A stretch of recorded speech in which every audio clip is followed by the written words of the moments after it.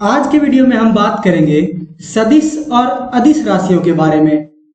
वैसे तो सदिश और अदिश अपने आप में एक बहुत बड़ा टॉपिक है, लेकिन हम अपने उद्देश्य से बिना भटके सिर्फ उन्हीं पॉइंट्स के बारे में बात करेंगे जो कि रेलवे ग्रुप डी और एनटीपीसी के हिसाब से बहुत ही महत्वपूर्ण है और जिनसे या तो क्वेश्चंस पूछे गए हैं या पूछे जाने की संभावना है। तो बिना समय गंवाए चलिए शुरू करते हैं।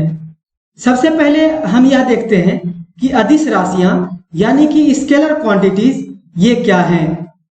वे भौतिक राशियां जिन्हें पूर्ण रूप से व्यक्त करने के लिए केवल परिमाण की आवश्यकता होती है, अदिश राशियां या केवल अदिश कहलाती है।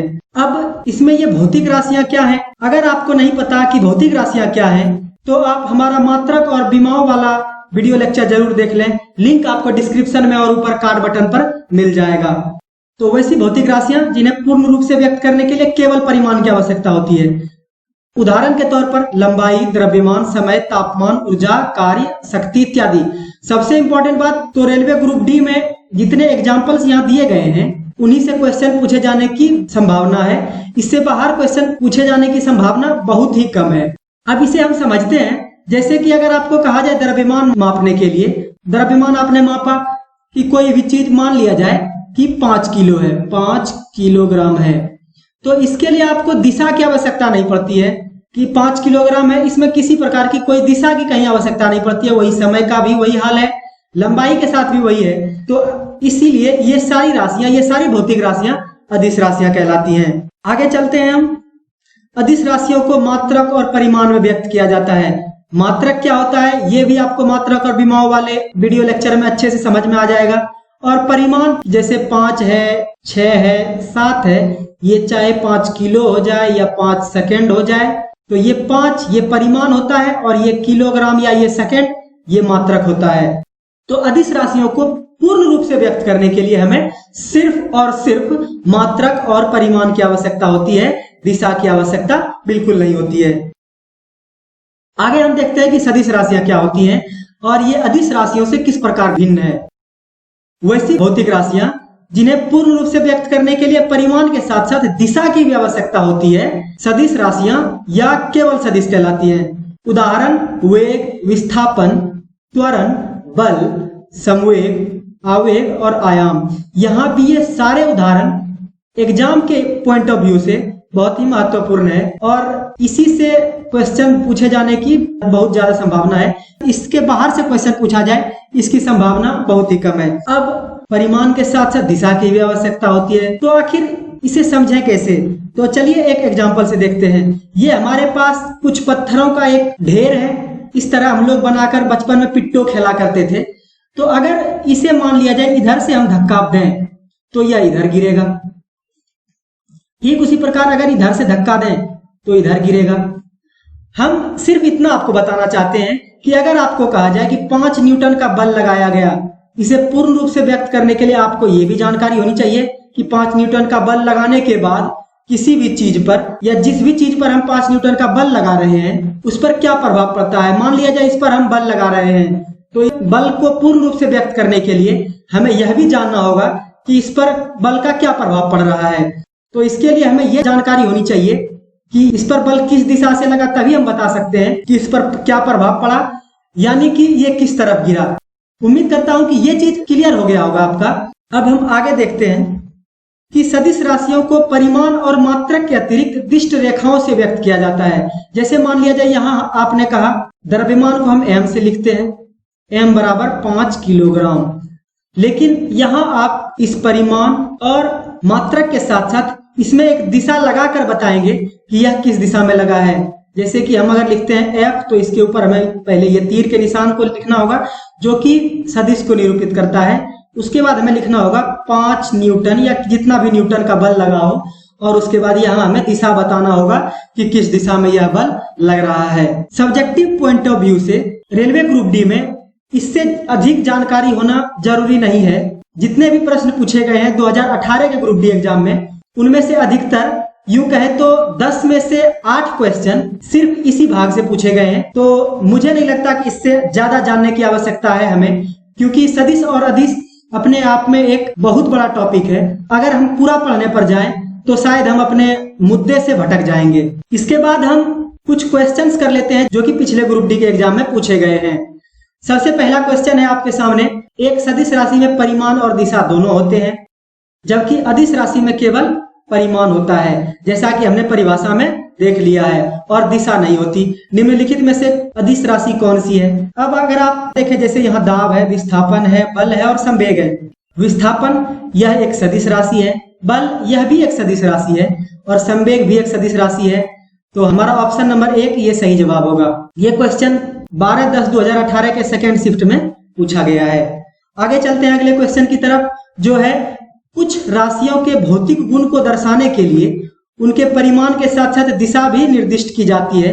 इस प्रकार की भौतिक राशि को डायस कहा जाता है। तो वैसी कोई भी भौतिक राशि जिसमें परिमाण के साथ दिशा भी लगाई गई हो उसे हम सदिश कहते हैं। इन क्वेश्चंस को किसी भी तरीके से घुमा के पूछा जा सकता है, बस हमें सिर्फ इतना ध्यान रखना है कि इस भौतिक राशि में सिर्फ परिमाण है या फिर दिशा भी है। अगर सिर्फ परिमाण है तो वह अदिश राशि होगी, जबकि अगर उसमें दिशा की कहीं भी बात हो गई तो वह एक सदिश राशि होगी। आगे चलते हैं हम अगले क्वेश्चन की तरफ। तो यहाँ है डायस का केवल परिमाण होता है, दिशा नहीं। तो यहाँ हम ऑप्शन देखते हैं, इनमें से किसका परिमाण होता है, दिशा नहीं, मतलब वह एक अदिश राशि होगी। तो आवेग, विस्थापन और बल ये सभी सदिश राशियां हैं, और हम जानते हैं कि कार्य एक अदिश राशि है, इसलिए हमारा आंसर कार्य होगा। ये क्वेश्चन 12 नवंबर 2018 को सेकेंड शिफ्ट में पूछा गया है। अगला क्वेश्चन है, निम्न में से किसमें दिशा और परिमाण दोनों होते हैं? मतलब निम्न में से कौन सी सदिश राशियां हैं? इसे इस प्रकार से भी पूछा जा सकता है। तो इनमें से संवेग एकमात्र ऐसी राशि है जो कि सदिश है, बाकी तीनों के तीनों अदिश राशियां हैं। आगे देखते हैं, निम्नलिखित में से किसमें केवल परिमाण होता है, दिशा नहीं होती? सिर्फ घुमाकर पूछा गया है। इसके कहने का सिर्फ इतना मतलब है कि कौन सी भौतिक राशि अदिश है। तो यहाँ हम देखते हैं, तो संवेग भी सदिश है, विस्थापन भी सदिश है, बल भी सदिश है। एकमात्र कार्य ऐसी राशि है जो कि अदिश है। ये क्वेश्चन एक बार और पूछा गया है। यहाँ हम देखते हैं, ये सेम क्वेश्चन पूछा गया है, लेकिन इसे अलग तरीके से पूछा गया था और अभी इसे अलग तरीके से पूछा गया।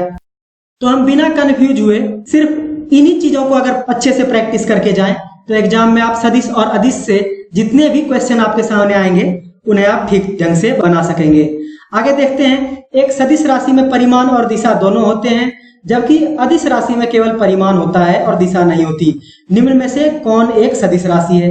क्वेश्चन मात्र इतना है, झूठ मूठ का इतनी बड़ी रामायण कथा है, तो इसे देखकर आपको कंफ्यूज नहीं होना है और सिर्फ क्वेश्चन पर फोकस करना है कि ये क्या पूछ रहा है। तो इसमें हम देखें, निम्न में से कौन एक सदिश राशि है? तो यहाँ आपका आंसर होगा विस्थापन, क्योंकि कार्य, गति, ऊर्जा ये सब की सब अदिश राशियां हैं। आगे चलते हैं हम। ये एकमात्र ऐसा क्वेश्चन है जो कि सदिशों के योग पर आधारित है, इसीलिए हमने सदिशों के योग को अपने सब्जेक्टिव पार्ट में नहीं जोड़ा, क्योंकि मुझे नहीं लगता कि अगर 139 सेट में से मात्र एक बार इस तरह का क्वेश्चन पूछा गया है तो मुझे नहीं लगता कि यह महत्वपूर्ण होने वाला है। लेकिन फिर भी मैं इसे बता दूं, यह बहुत ही आसान है। यदि 10 और 5 न्यूटन के दो बल एक ही दिशा में लगाए जा रहे हैं तो वस्तु पर कार्यरत कुल बल कितना होगा? हम यहाँ देखते हैं, मान लिया जाए यह एक कोई वस्तु है, इस पर एक बल ये है 10 न्यूटन का और एक और बल यहाँ है 5 न्यूटन का। तो अगर ये एक ही दिशा में हो तो हम सिर्फ 10 न्यूटन और जोड़ 5 न्यूटन कर देंगे, तो ये हो जाएगा 15 न्यूटन। अगर इस तरह के न्यूमेरिकल क्वेश्चंस सदिश और अदिश से पूछे जाते हैं तो वो मात्र दो तरीके से पूछे जाएंगे। पहला तो तरीका ये हो सकता है, जैसा इस क्वेश्चन में पूछा गया है कि कोई वस्तु होगी, उस पर दो बल लग रहे होंगे, जैसे यहाँ एक 10 न्यूटन का और एक 5 न्यूटन का बल एक ही दिशा में लग रहा है। या तो आपको यह क्वेश्चन पूछा जा सकता है कि एक वस्तु है जिस पर कि एक 10 न्यूटन का और एक 5 न्यूटन का बल, ये 5 और 10 के जगह पर कुछ और भी हो सकता है, दो अलग अलग दिशाओं में लग रहे हैं, तो परिणामी वस्तु पर कार्यरत कुल बल कितना होगा? तो इस कंडीशन में सिर्फ दोनों बल जुट जाएगा और इस कंडीशन में बल घट जाएगा। 10 न्यूटन माइनस 5 न्यूटन और कुल कार्यरत बल 5 न्यूटन होगा, जिसकी दिशा इस बड़े बल के दिशा में होगा। इससे ज्यादा रेलवे ग्रुप डी के एग्जाम में सदिश और अदिश से पूछे जाने की संभावना बिल्कुल भी नहीं है। तो उम्मीद करता हूं कि आज का ये वीडियो लेक्चर आपके लिए रेलवे ग्रुप डी और एनटीपीसी की तैयारी के लिए बहुत ही महत्वपूर्ण होगा। अगर यह वीडियो आपको काम की लगी हो तो इसे उन लोगों तक जरूर शेयर करें जिन्हें कि इस वीडियो से फायदा मिल सकता है, यानी कि जो भी लोग रेलवे के लिए प्रिपरेशन कर रहे हैं। और फाइनली अगर आप अपने इस दोस्त के लिए कुछ करना चाहते हैं तो वीडियो को लाइक करें, चैनल को सब्सक्राइब करें और हाँ, बेल आइकन को दबाना ना भूलें। मिलते हैं इसी तरह के एक और मजेदार वीडियो लेक्चर के साथ। तब तक के लिए नमस्कार, जय हिंद।